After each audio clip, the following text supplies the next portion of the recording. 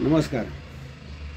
आपल्या भारत देशामध्ये हजारो वर्षापासून आयुर्वेदिक उपचार घेतले जातात आणि हे आयुर्वेदिक उपचार आपण जगाला दिले. मला आयुर्वेद किती महत्त्वाचा आहे ह्या व्हिडिओमधून सांगायचे आहे.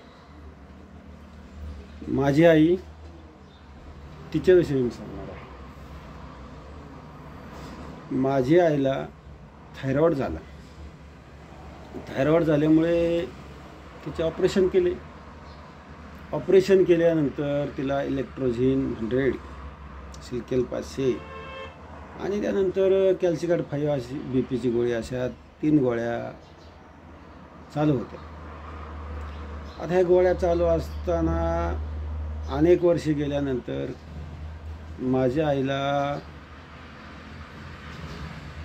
आजार होत असे. तिला गेल्या वेळेला तर निमोनिया झालं. आता निमोनिया झाल्यानंतर काय करायचं? मग मी डॉक्टरकडे ॲडमिट केली, लाखो रुपये खर्च करून उपचार घेतले आणि तरी परत 6 महिन्याने आत्ता ह्या उन्हाळ्यामध्ये निमोनिया झाला. मी तिला नोबेल हॉस्पिटलमध्ये ॲडमिट केलं.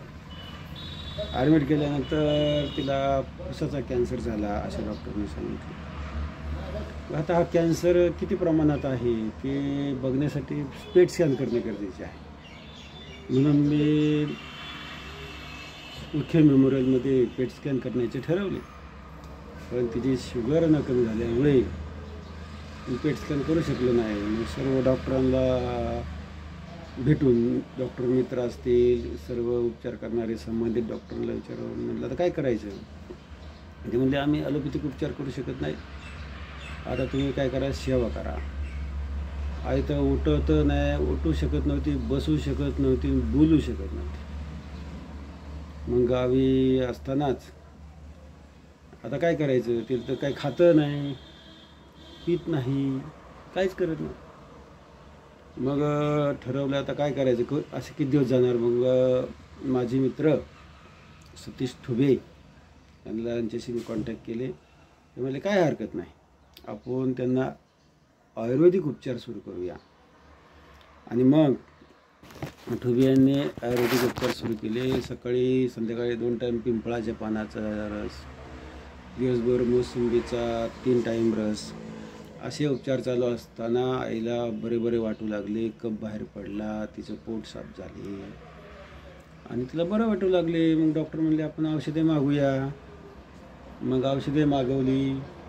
ते औषधे सुरू आहेत. म्हणजे बघा, तिला काय चालता बोलता येत नव्हतं. म्हणजे टॉयलेट बाथरूम न्यायची म्हणजे स्वतः धरून न्यायची. आता तिला आयुर्वेदिक औषध सुरू केल्यानंतर थोडं बरं वाटत होते. ती उठून बसायची, बोलायची.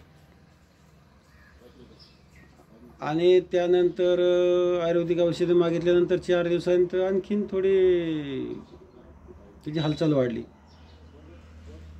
मग ती अर्धी कोर भाकरी खाऊ लागली. त्यानंतर परत आणखीन 4-5 दिवसांनी तर ती स्वतःहून टॉयलेट बाथरूमला जावं लागली. काय होत आहे काय नाही शरीरातील बदल सांगू लागली. जेवण स्वतः मागवू लागली आणि पोटाला आवश्यक तेवढं खाऊ लागली. म्हणजे तिला आता ती स्वतःची सर्व कामे ती स्वतः करत आहे. हे जेव्हा आमच्या लक्षात आले तेव्हा आम्हाला बरे वाटले किंवा आयुर्वेदिक डॉक्टरमुळे आमच्या आईला गुण आलेला आहे. आयुर्वेदिक उपचार देखील माणसाला बरे करू शकतो. ते आज अर्धी एक भाकरी, आवश्यक ती भाजी खाते, थोडे पाणी पिते. डॉक्टरच्या सल्ल्याप्रमाणे आम्ही सर्व काही करतो. डॉक्टर ठुबे यांनी आम्हाला मार्गदर्शन केले. आमच्या आईला कोणतेच उपचार करू शकत नव्हतो. डॉक्टरांनी 50-60% जवळजवळ आजच्या घडीला 15 दिवसात बरे केलेले आहे. म्हणजे आईला आजच्या घडीला चांगलं वाटते, जेवण करते, स्वतःची कामे स्वतः करते.